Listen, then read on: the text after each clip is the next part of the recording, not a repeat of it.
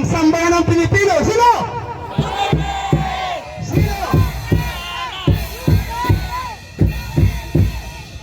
Ulit. Ang pag-asa ng sambayanang Pilipino, Muslim man o Christian, sa 2020. Sino?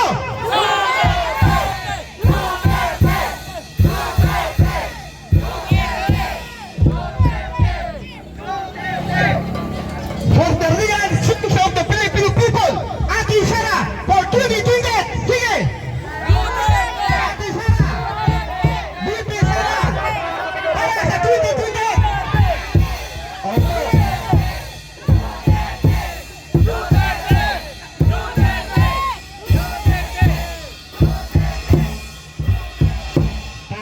Tama po kayo, mga minamahal kong kababayan, Muslim man o Christian. Ang sigaw ng mga maisog, nagkahalo na po ang sambayanang Pilipino dito sa harapan ng Senado.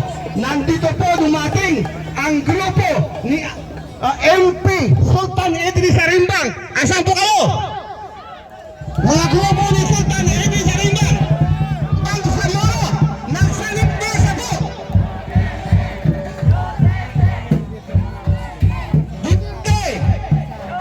Okay.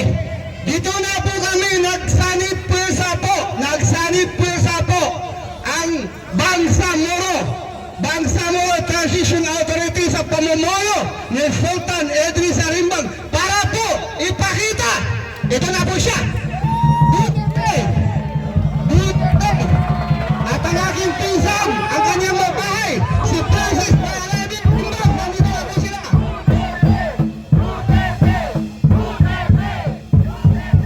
Nandito na po tayo, mga minamahal kong kababayan, para po ipakita sa ating mamamayang Pilipino sa bawat sulok ng mundo na hindi po karapat-dapat ang pamumuno ng mga nakaupo na to. Maniwala kayo sa hindi. Believe it or not, wala tayong batas ngayon sa Pilipinas. Di po ba? Maniwala kayo sa hindi. Ang mga kapatiran nating mga pulis, may kasabihan po, ang hindi po makakarating sa kanyang pinaroroonan ang mga taong walang utang na loob. Mga kapatid yung mga pulis, alam ko na, may pagmamahal kayo sa bayan. Mahal na mahal kayo. Mahal na mahal kayo. Ang ating former ama ng sambayan ng Pilipino na si former President Rodrigo Duterte sa kasaysayan ng Pilipinas. Nangandatas ng sundo sa mga military, mga pulis, mahuli Duterte. Mahal na mahal niya ang mga uniform personnel sa buong Pilipinas. Mahal niya kayong mga pulis. Ano ba nangyayari sa ating pagkain ngayon? Maawa naman kayo sa ating mga anak, pati ating mga apo. Kaya nandito kami. Kasama ko ang pinsan ko, si Sultan Idris Arimbang, para ipakita po ang pagmamahal nila sa sambayan ng Pilipino. Itong hindi kanais-nais na pangyari corruption, panglagaw sa kaban ng bayan. Allahu Akbar! Allahu Akbar! Nandito kami, mga minamahal kong kababayan, para ipakita po ang full support namin mga Muslim para sa bayan. Nandito po ang aking pinsan, si Princess Bayalabi, ang may bahay ng Bangsamoro Transition Authority, MP, pinsan ko, Idris Arimbang. Nais ko pong sabihin sa inyo, kung pwede lang, bigyan natin ng kahit maikling oras po para magsalita po siya. Palakpakan po natin! Allahu Akbar! Allahu Akbar! Allahu Akbar! Ibigay ko po sa inyo, Sultan Idris Arimbang, ang tunay na nagmamahal, ang tunay na Duterte dahan sa border. Naglakbay siya para pupunta, ipakita ang pagmamahal niya sa bayan. Sultan Idris Arimbang.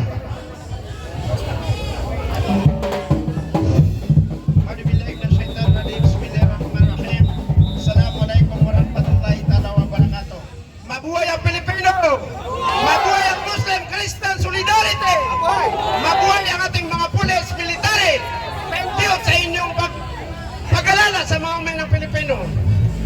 Alhamdulillah, nandito po tayo sa Manila bilang suporta ng ating mga mamayang Pilipino at lalo po sa senador ngayon, yung mga nangyari ngayon. Suporta din sa inyong mga pulis. Basta wag niyo lang kalimutan na nasa demokrasya ito ng Pilipinas. Huwag nating dalhin ang mga kababayan natin dun sa ibang bansa.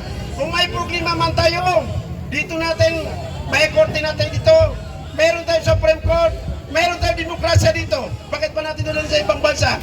So, nandito po tayo.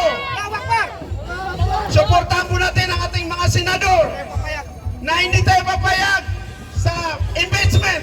No impeachment, Sara! Kailangan natin yung mamumuno sa atin dito mga sambayan ng Pilipino para sa ikaunlar, may pagmamahal sa sambayan ng Pilipino dito sa Pilipinas. Actually, nandito po ako, mga kababayan ko ng Philippine, Frank Bangsamoro. Ako po ay isang appointed ni Tatay Digong nung siya po ay presidente. First parliamentary na Bangsamoro dito sa Lanao del Sur. Dito sa Bangsamoro ay na-appoint ni Tatay na Maranao. Nandito po kami mga Maranao, Tausog, Maguindanao, mga kapatid natin ng Christian para sa suporta sa mga mamayang Pilipino. Suportahin natin si Inday Sara Duterte. No impeachment. Kawawa po yung mga Pilipino. Bakit tayo nag-impeachment? Malapit lang naman yung eleksyon 2020. Kung hindi natin gusto si Inday Sara, malapit ng eleksyon, di wag natin ibuto. Bakit kailangan natin magwatak-watak tayo? Tingnan niyo ngayon, sa impeachment na ito ngayon.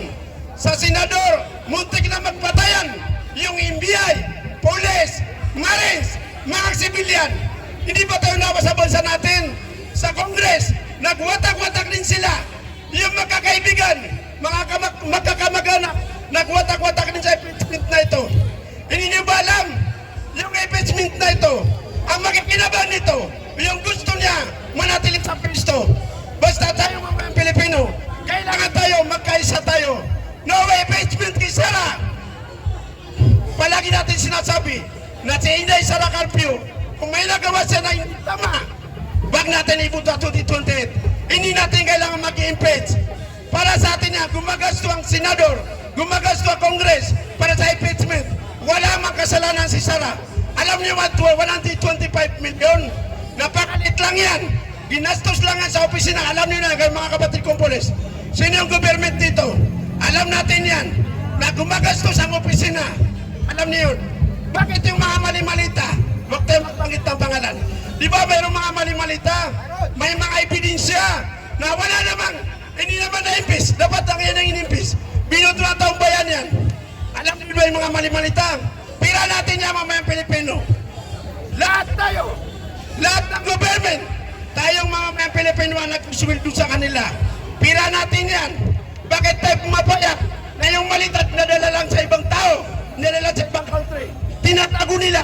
Kaya kailangan natin yung mali-malita na yan ang imbestigay natin.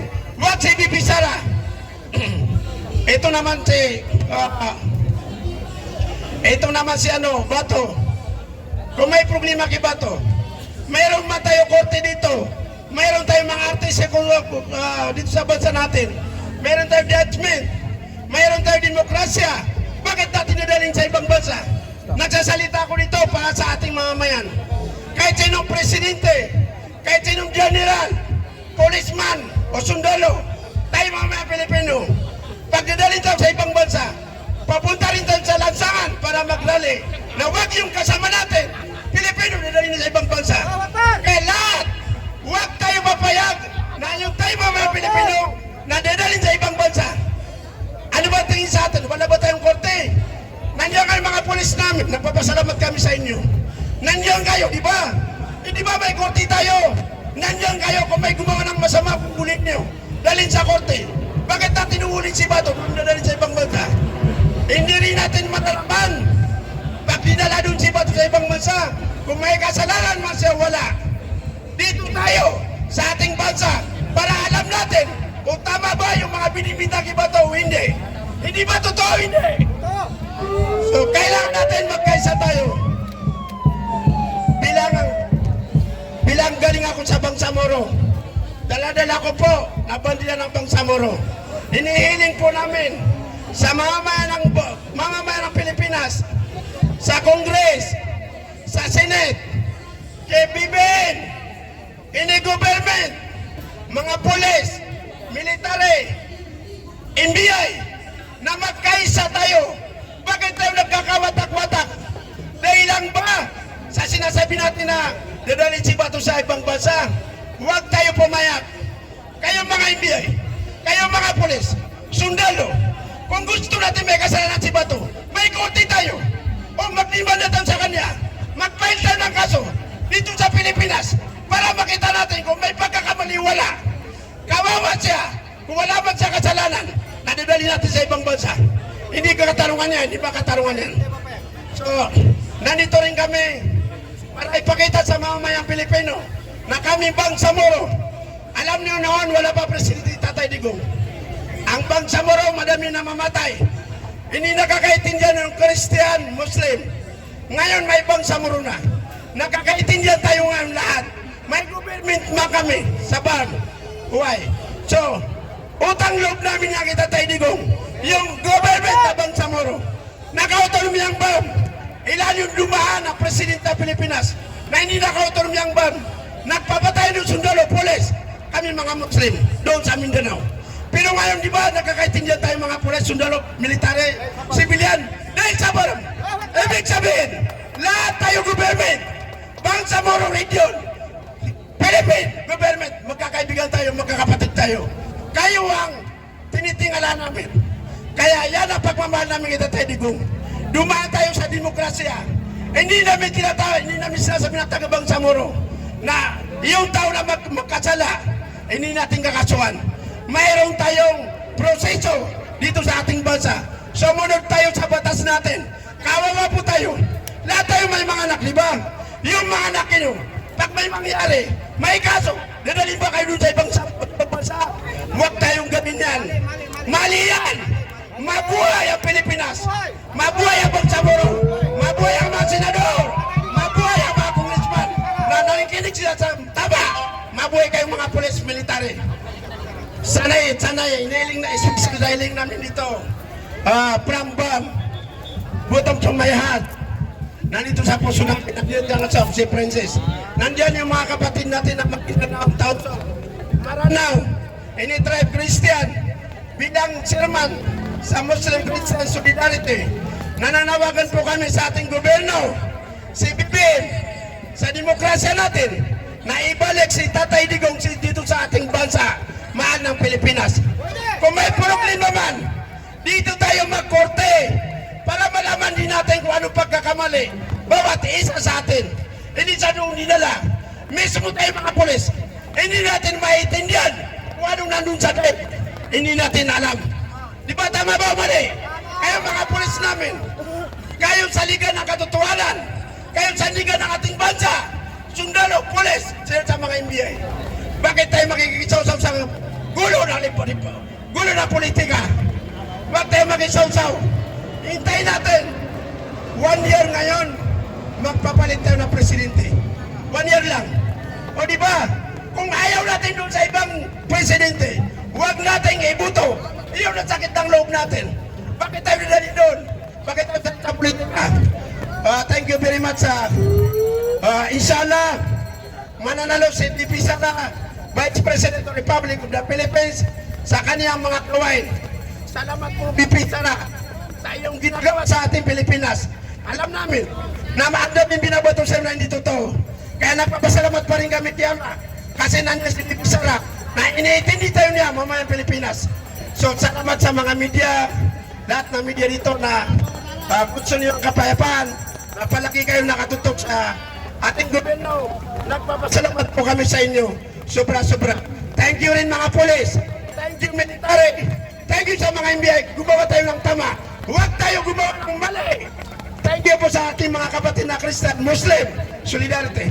Huwag natin kalimutan mga kapatid kong pulis. Yung nagawa ni Tatay Digong, the first time history. Kaya kami sa Bangsamoro, hindi namin nakakalimutan siya Tatay Digong. Nagawa niya ang BAM, naging gobyerno. Nakaintindihan tayo ngayon. Kaya hindi namin makakalimutan si Tatay Digong. Kaya sa kayo sana, mga sundalo, polis, na maitindihan nyo rin si Tatay Digong, magtulungan tayo para sa ikakaunlan ng ating bansa, pagkakaisa ng mga Pilipino. Thank you very much sa mga support ni Sara. Nagpapasalamat kami. Assalamualaikum. Allahu Akbar! Allahu Akbar! Allahu Akbar! Ayan! Blessing ang ulan! Ibig sabihin, may baraka! May miracle! Ito ang asawa ni Sultan Rimbang na si Bailapi, Princess Dorhani Rimbang, the former mayor of Maging and former Muslim Affairs Directress.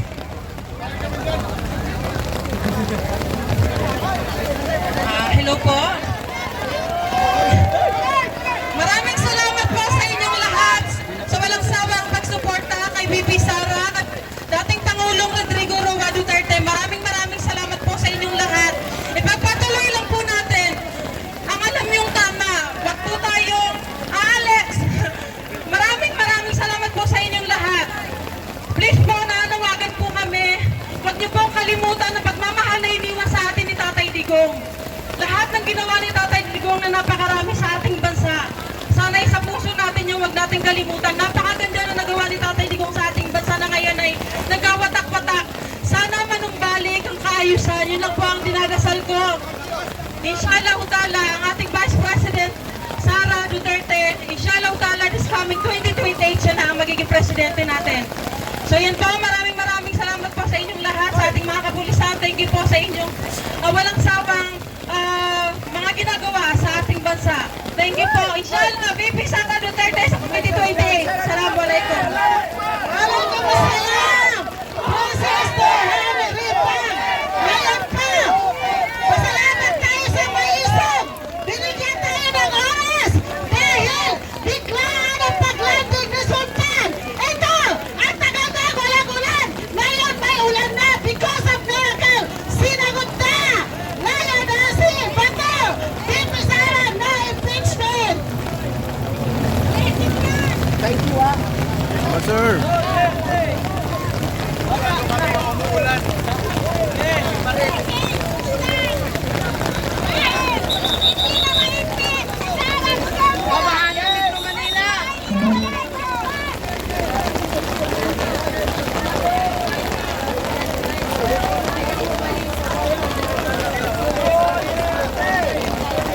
So ayan mga kababayan, inulan na tayo.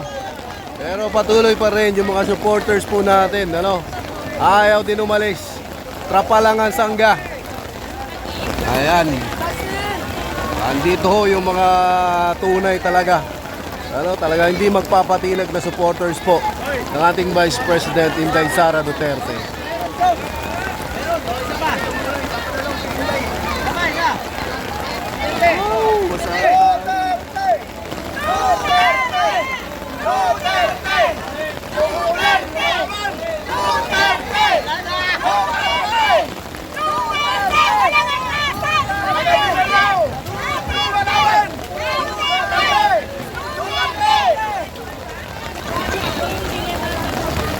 So ayan, grabe no.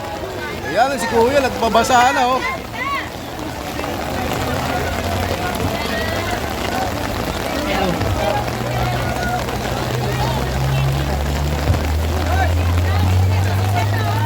Ayan na!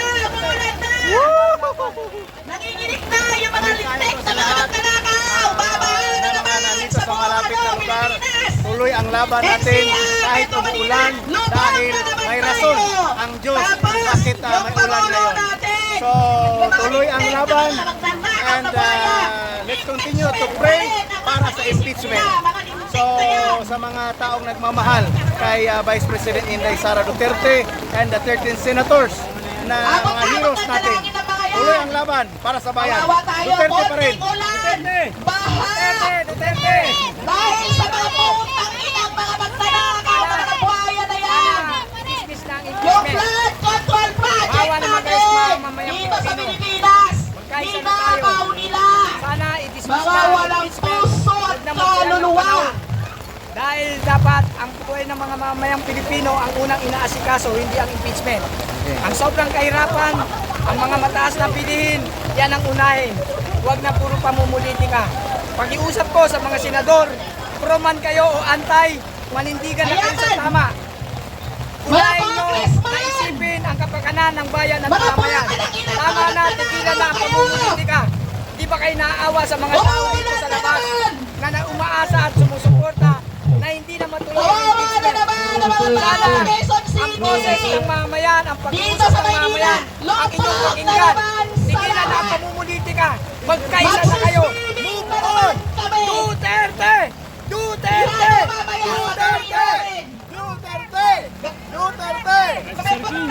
Sir, magandang hapon. Yes. Ano po yung mensahe mo ngayon, sir, sa kaganapan dito sa may labas ng Senado? Ano po yung masasabi mo sa mga nangyayari? Masasabi ko lang na nakita natin sa kabila, umulan lang, nagtakbuhan na. Pero dito dahil hindi tayo bayaran, lumalaban galing pa tayo sa Mindanao.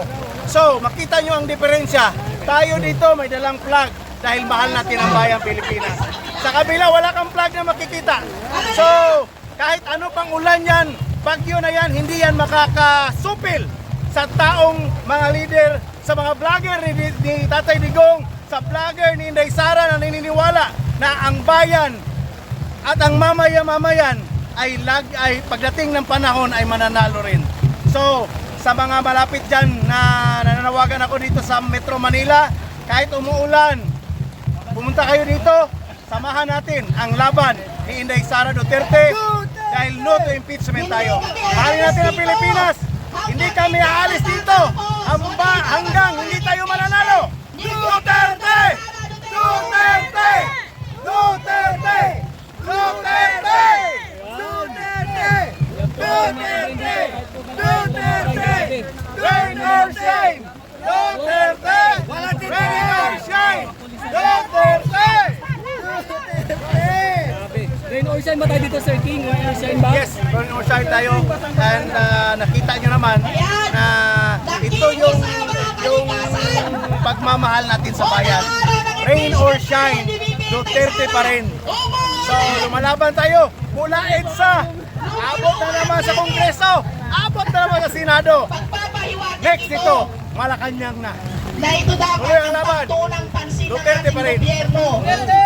Malawak ang pagbaha na naman ang mangyayari. Grabe. Grabe yung ulang mga Kawawa na naman ang mga Ito Pilipino. yung patunay na Nasa pag ikaw laylayan. ay taga-suporta ni VP Sara Kami. Duterte at kay Nasa Tatay Digong, laylayan. kahit umulan Kami na umaraw, mga mananatili ka sa iyong Para kinakatayan. na naman kami Kaya po natin nakikita ngayon mga kabay ko, tingnan nyo naman mga kabay natin, no? Ayan, mga pulubi. grabe. Nahihingi ng tulong. Pakila. Ayan. Isa po sa ating tagapagsalita ay si Payo mo Kuya na, sir, ah. Raymond ng PRS.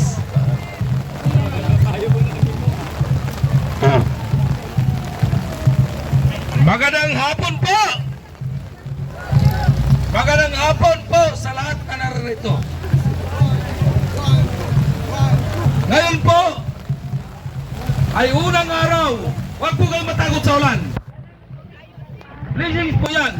At nang dahil sa ulan, mauungkat na naman ang kaso ng flood control.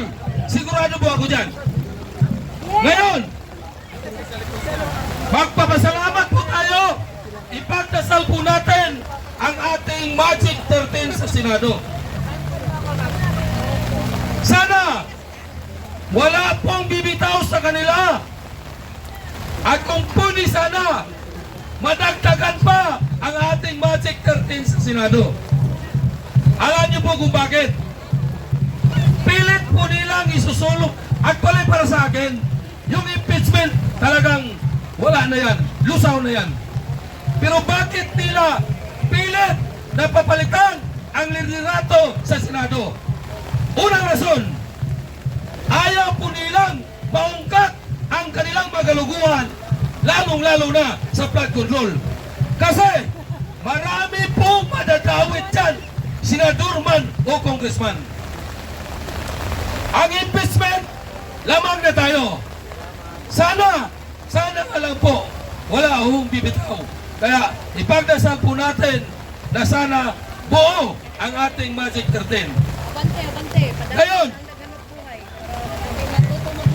ngayong araw dapat kami mga DRS, nag-uusap kami kahapon, nagpahinga muna kami kahit isang araw man lang. Kasi sa araw-araw nating ginagawa na pagsisigaw sa kalsada, baka naman sa sunod na mga araw, ang aming mga motor ay itutulak na lang. Kasi wala na kaming panggasolina. Diba? Pero galing ako sa bahay, pag-on ko sa app sa Mobit, may nag-booking. Dito talaga sa GSIS nag-book.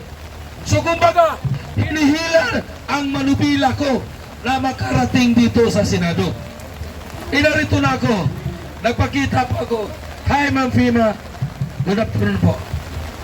Sana mga kapatid, ituloy po natin, bantayan po natin ang Senado. Kasi maraming hugong-hugong, haka-haka, naririnig na natin. Fake news man yan, or hindi, or totoo, basta mapagmatsyag po tayo.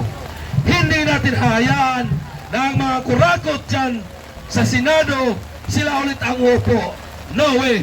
Kaya, kung pwede po sana, nagkalat na nga po ngayon sa social media namin, lalo na sa mga GC namin, na tayong lahat magpalit ng profile na andun si Senator Alan Cayetano.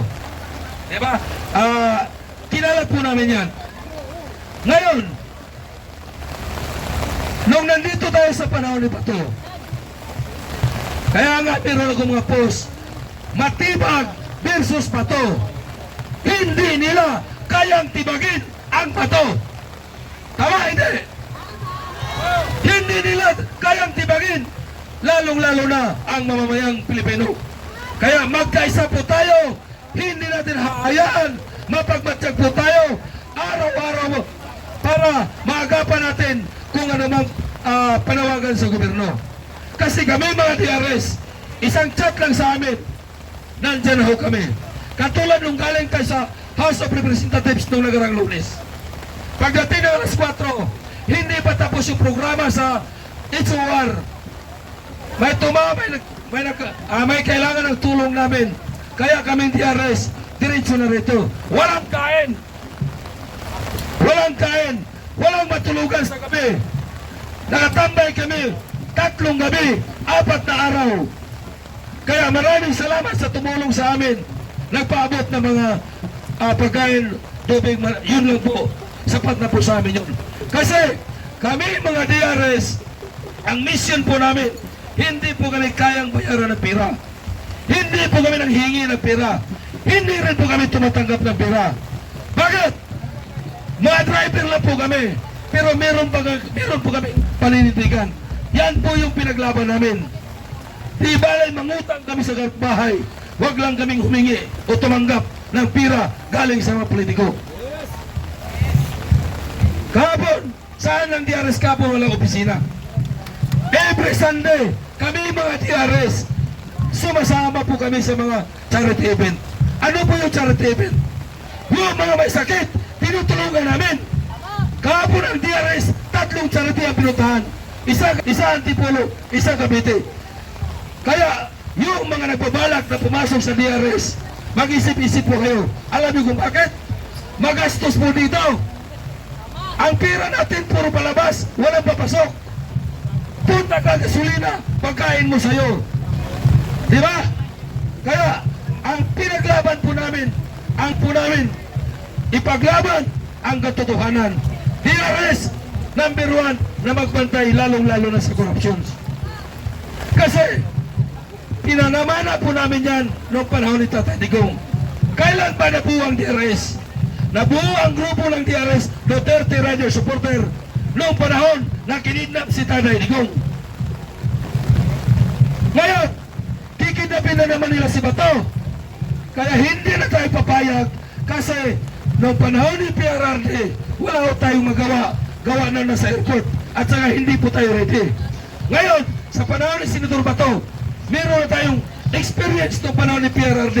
Kaya talagang inagapan namin na hindi madugod si PRRD, si Bato. Bakit natin kailangang dukutin, ipadala sa dahig si Bato? Na meron man tayong Korte Suprema dito. Pangalawa, yung TRO, sa tingin nyo, may resulta na ba? Yung TRO, para sa akin, hindi po yan papaboran ng Supreme Court. Alam niyo kung bakit? Wala kaso sa Bato. Bakit siya, bakit kaya yung temporary, yung ibasura yung TRO ni Bato? Wala man siyang kaso dito sa Pilipinas. Kaya, sampahan nyo ng kaso. Di ba? Kaya, sa mga kasama natin dito sa kapulisan na naririto sa ilalim ng ulan, huwag ho kayong mag-alala mga sir. Kasi ang grupo po ng Maisog, kami po yung isang organisasyon na hindi nanggugulo. Kami na po dito ay sumisigaw, kinalampag ang ating gobyerno na tutulog. Kasi hindi natin maramdaman na mayroon po tayong presidente na mamamahala sa Pilipinas. Kasi ang nagpapatakbo sa ating gobyerno, si Lisa, yung mga advisor niya. Kumbaga, si Bongbong Marcos, walang bayag yan. Hindi magtayo ng desisyon. Tingnan mo sa panahon ni PRRD, pandemic. 3 araw, 4 na araw, na isabatas agad ang Bayanihan 1. Naalala nyo ba? For this time, naipasa agad ang Bayanihan 1. Kaya, magkaisa tayo. Araw-araw, sa umaga, ang magkita-kita po tayo mga vloggers. Ang grupo na Maisog at DRS, alas 10 ng gabi, araw-araw hanggang Lunes hanggang Huwebes, nandyan po kami nag-iingay sa harap ng Korte Suprema. Pagkatapos doon, ang Maisog naman ay lilipat dito sa Senado. Kaya, ipagdasal po natin ang hinaing ng taong bayan, lalong-lalo na sa ating Magic 13 na mga senador, na sana ni isa sa inyo walang bibitaw. Kasi pag buo kayo, pagdating sa impeachment, kayo ay iupo ng senador judge, sigurado 100% panalo tayo dahil walang impeachment na magagawa. So hanggang dito na lang po ako. Basta para sa Diyos, para sa bayan, at para sa kapwa, mabuhay po tayong lahat.